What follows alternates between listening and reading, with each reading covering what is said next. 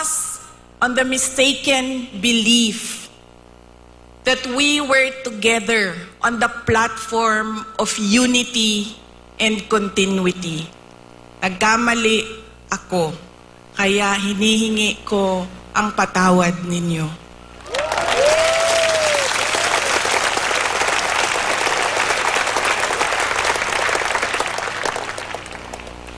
You know, this has been going on for 9 days, ang assault sa inyong Kingdom Nation.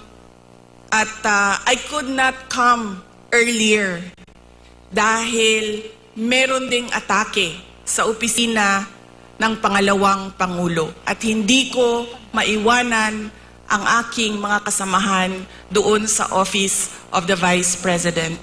But always remember na wala man ako lagi sa mga masasayang araw ninyo, pero nandito ako lagi sa inyong kalungkutan.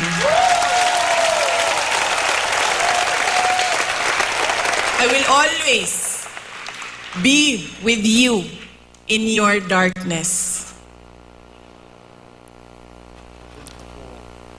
Bago ako pumunta dito, doon sa Manila, sinabihan ako, huwag kang lumapit sa KOJC dahil talo ka dyan.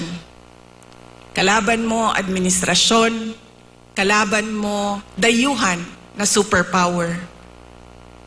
Sabi ko sa taong nagsabi sa akin noon,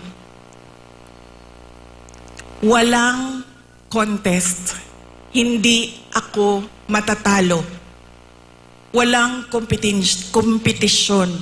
Bakit ako matatalo? They may be a minority.